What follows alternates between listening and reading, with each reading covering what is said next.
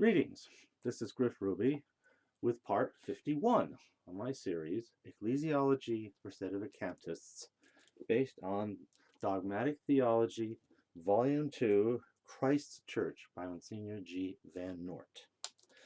Continuing right where we left off, as I just introduced in the previous segment, the marks of the Church as something supernatural in their characteristics, such that they not only allow us to eliminate the competition, but to even demonstrate that we have something that cannot be humanly generated, that cannot be duplicated by anyone.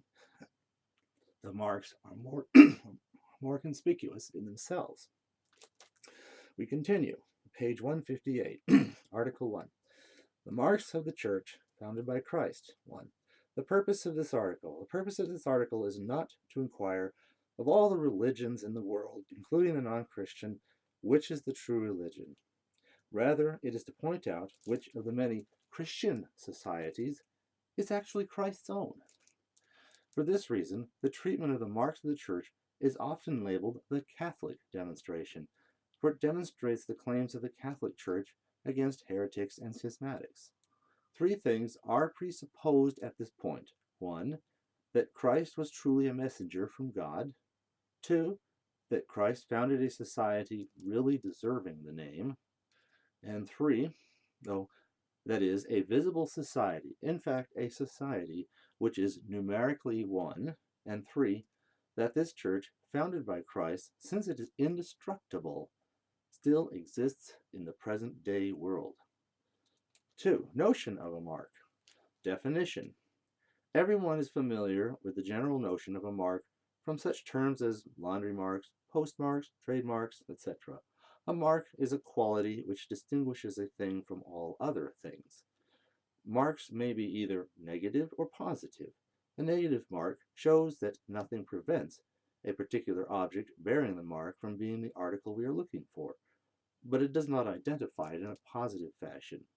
A positive mark is one which proves unmistakably that the thing possessing it is the genuine article sought for. Here, only positive marks of the Church will be discussed. Requisites for a quality to serve as a mark. The very purpose of marks, to identify, shows what characteristics are required for a quality to serve as a mark. A mark ought to be essential to the thing sought for, easier to recognize than the thing itself, and it ought to be visible or obvious. Essential to the thing. Okay. If the mark really belongs to a thing, it will never be missing from it.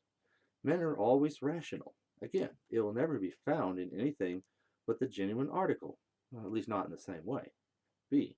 Easier to recognize. In other words, the mark should be known to exist even before the marked article itself is discovered. That is why infallibility, for example, which could not be known to exist in that or this or that society until one had first found out whether that society was the genuine Church of God, cannot be described as a mark of the Church. It's a property, as I described earlier. 3. Visible or obvious. Granted that a mark should be easier to recognize than the article sought for, it follows that a mark should be something visible or fairly obvious.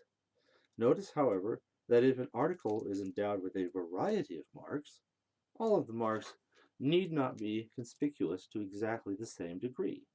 It is enough, for example, if 1 or 2 of them are easily recognizable by all men, while the rest may be clear only to those who are more learned in the matter. 3. The marks of the Church laid down by non-Catholics.